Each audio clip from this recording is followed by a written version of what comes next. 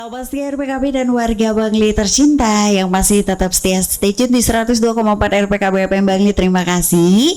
Dan hari ini dan tepatnya di siang hari ini ya masih bersama Bapak Dokter kita, Bapak Dokter Iputu Sudiase SPTHT KL yang masih akan berbagi informasi menarik berkaitan dengan penyakit amandel ya. Oke Pak Dokter, masih berkaitan dengan penyakit amandel ya Dok ya. Iya, dan tentunya masih bersemangat ya Dok ya di siang hari ini. Oke, senyumnya Pak Dokter manis sekali loh. Baiklah Pak Dokter.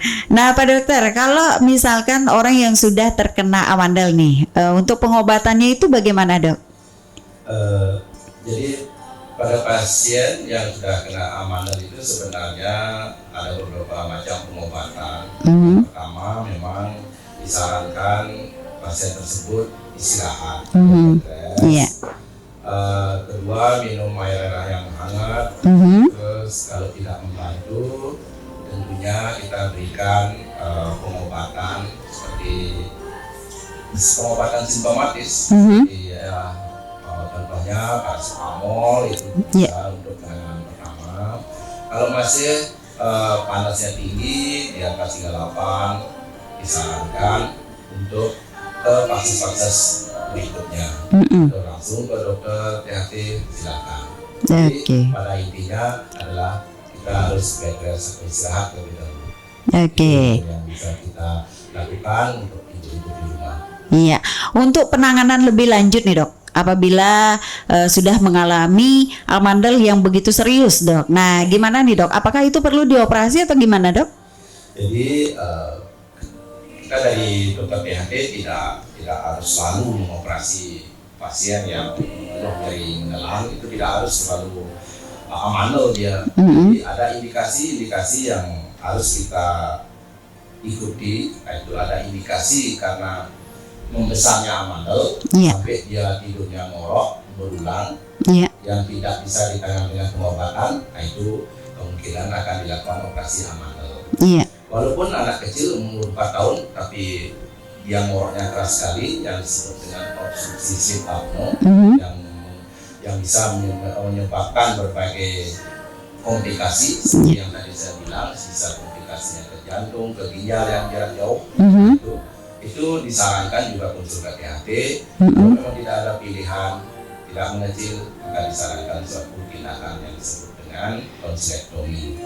Nah, yang nomor 3, kalau memang pada orang-orang dewasa atau di atas 50 tahun, kalau kita curiga suatu keganasan atau tumor, memang mutlak harus dilakukan suatu pembinaan atau konseling. Jadi kita tidak serta-merta harus mengoperasi pasien yang jadi menelan, tidak. Harus ada indikasi-indikasi yang harus kita lalui dan tahapan yang kita harus lalui juga.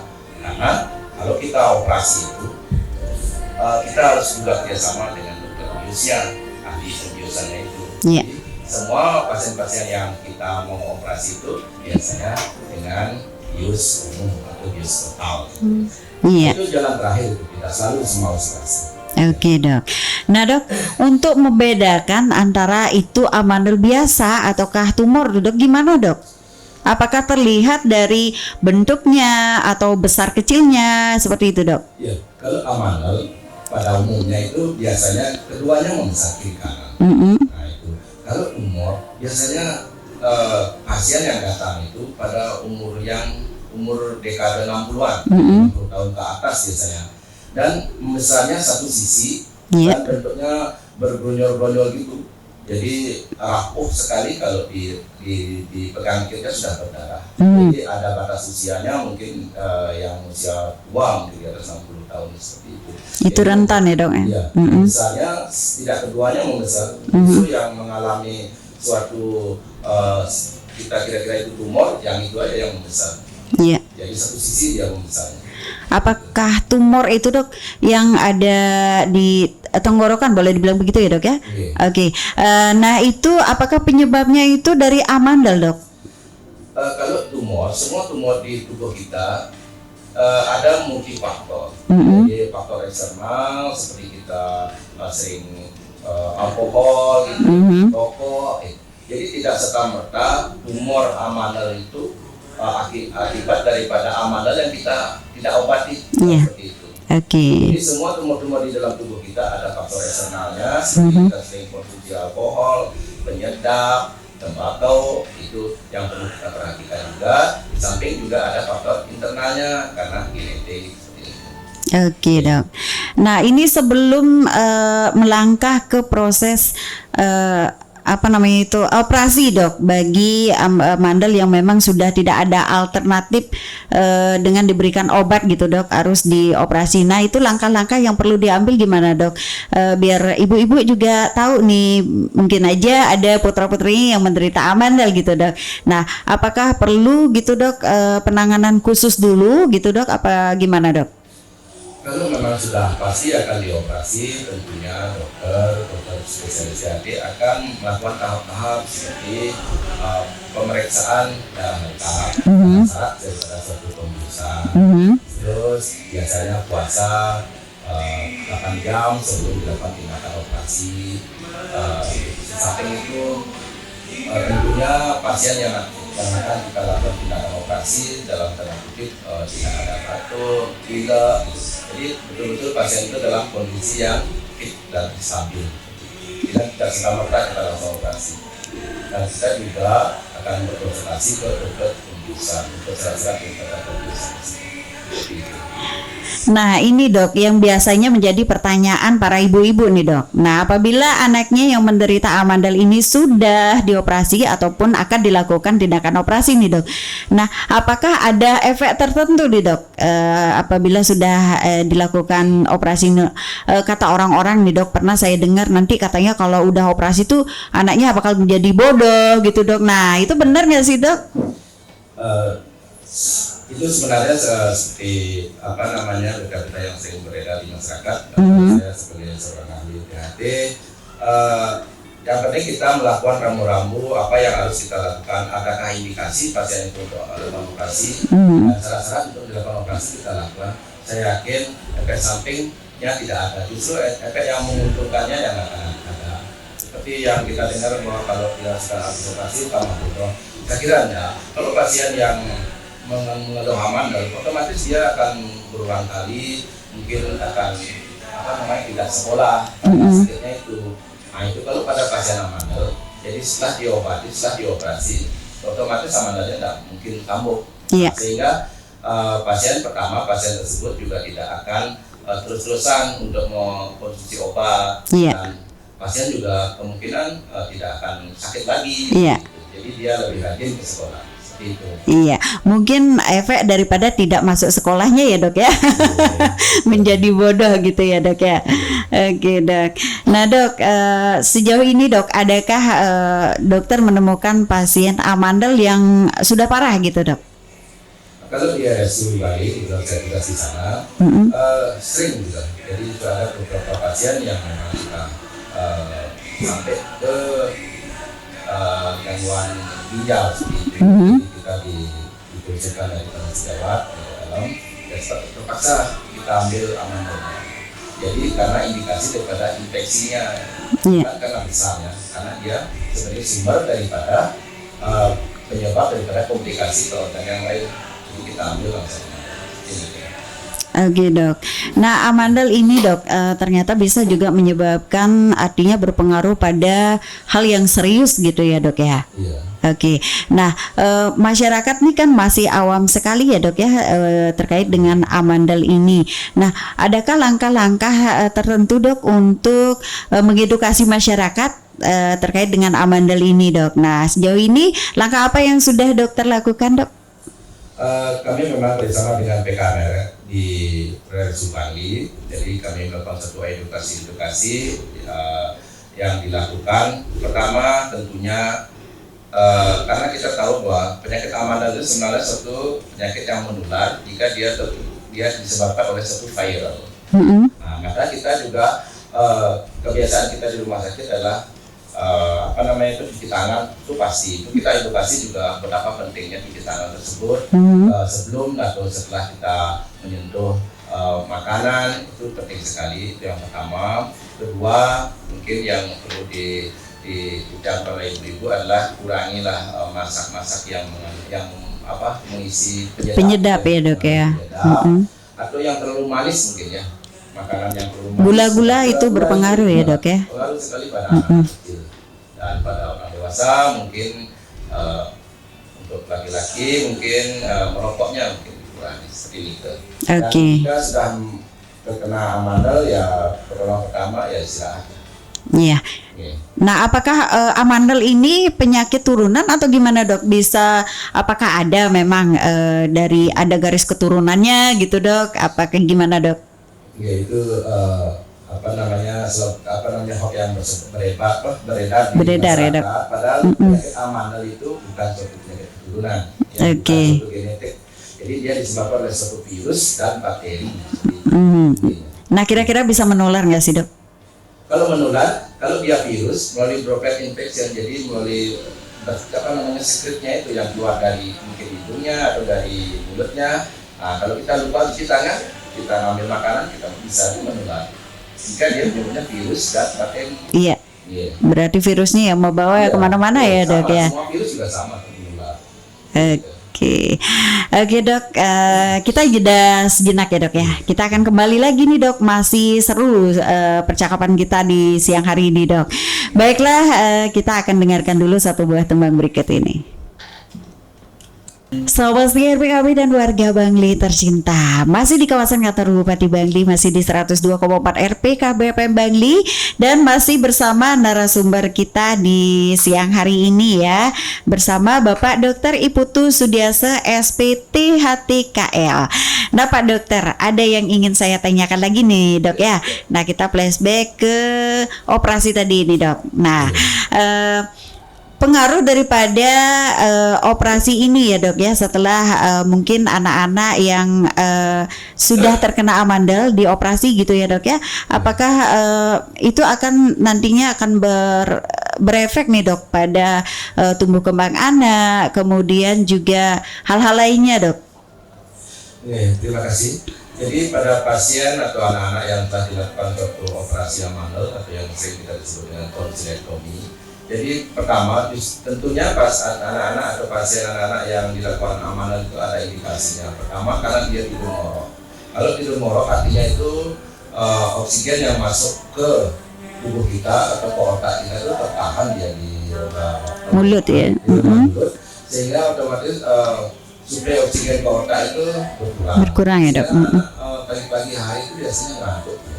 Jadi tidur ngorok itu bukan kualitas tidur yang baik, justru itulah yang menyebabkan oksigen menurun, anak bisa jadi ngantuk pagi hari sehingga dia akan ngantuk sekali waktu menerima pelajaran di sekolah.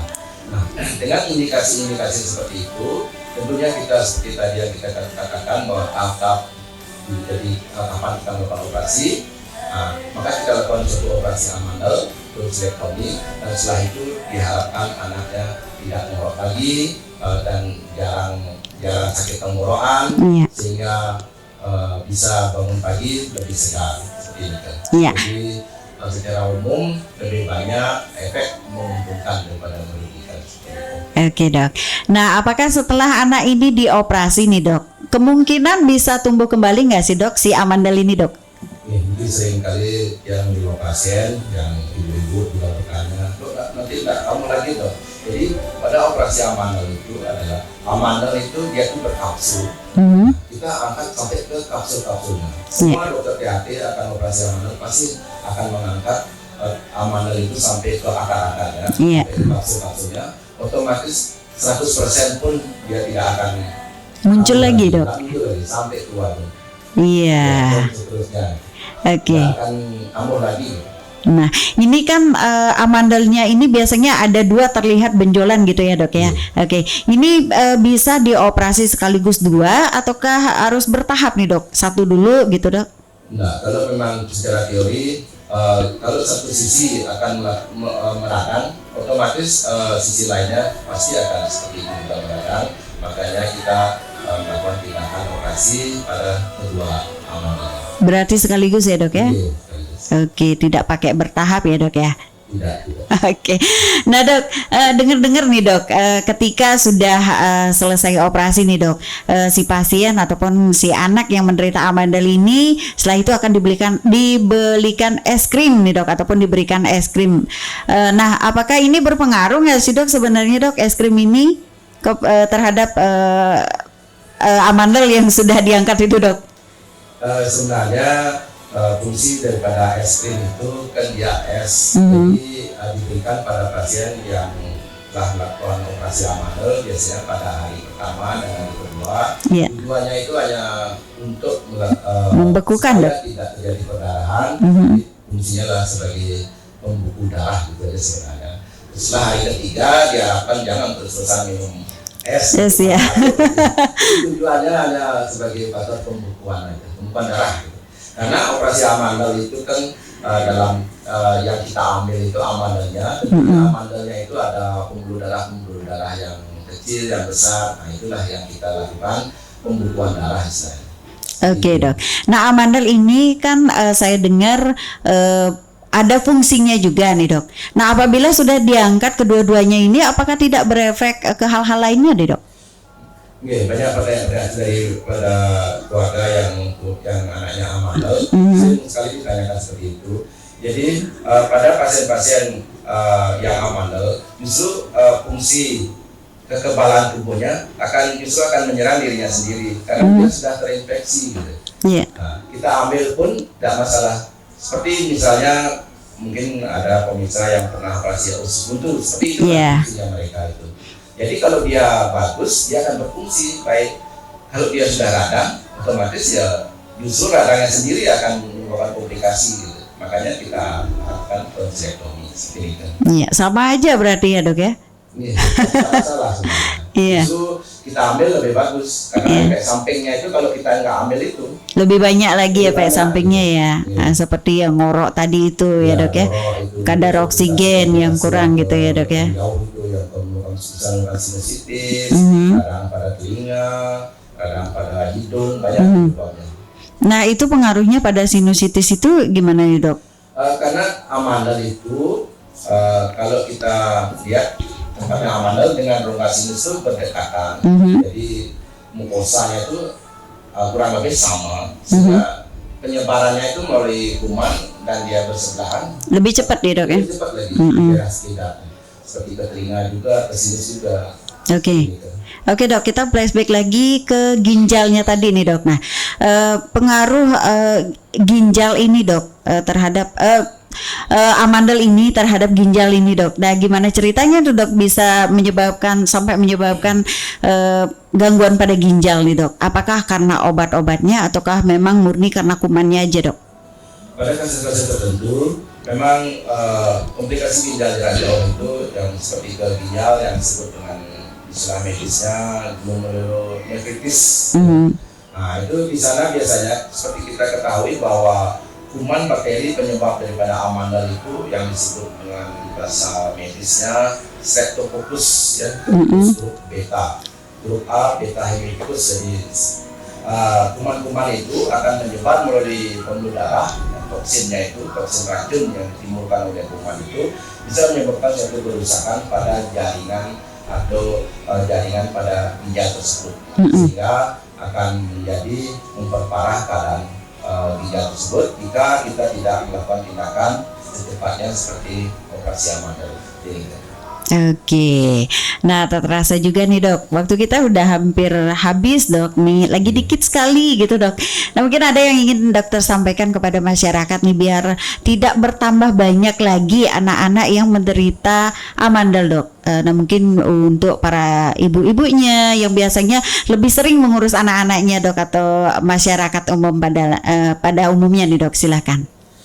Untuk pemirsa RPKB MM dimanapun berada, jika anak-anaknya kena radang amandel atau infeksi tenggorokan, sebaiknya atau secepatnya dibawa ke Vaskes atau ke satu Puskesmas atau bisa ke rumah sakit. Adapun hal yang perlu dicegah adalah istirahat yang cukup pada anak-anak tersebut jika kena radang tenggorokan. cuci tangan itu tetap itu, Iya. hand hygiene itu tetap harus dilakukan, dan hindarilah makan makanan yang mengandung penyedap dan pemanis atau gula-gula yang berlebihan. Saya kira dengan itu dilaksanakan, mudah-mudahan radang tenggorok atau radang amandel bisa berkurang. Demikian. Iya, tentunya juga kualitas tumbuh kembang anak juga akan semakin lebih baik lagi ya dok ya, apabila tidak terjadi amandel seperti itu ya dok ya. Nah, penting sekali untuk menjaga kesehatan dalam tubuh kita gitu ya dok ya. Satu aja anggota tubuh yang sakit pastinya akan terasa tidak nyaman ya dok ya. Oke, maka dari itu tetaplah menjaga kesehatan anggota tubuh kita sendiri. Baiklah, terima kasih Pak Dokter karena sudah memberikan waktu ya dan sudah berbagi informasi menarik ya seputaran amandel kepada masyarakat, khususnya pendengar RPKB FM Bangli ya dok ya. Sekali lagi terima kasih Pak Dokter. Terima kasih. Oke, baiklah sahabat setia RPKB dan warga Bangli tercinta, itulah bincang-bincang saya bersama Bapak Dr. Iputu Sudiasa SP THTKL yang sudah memberikan informasi menarik berkait dengan amandel ya sahabat setia.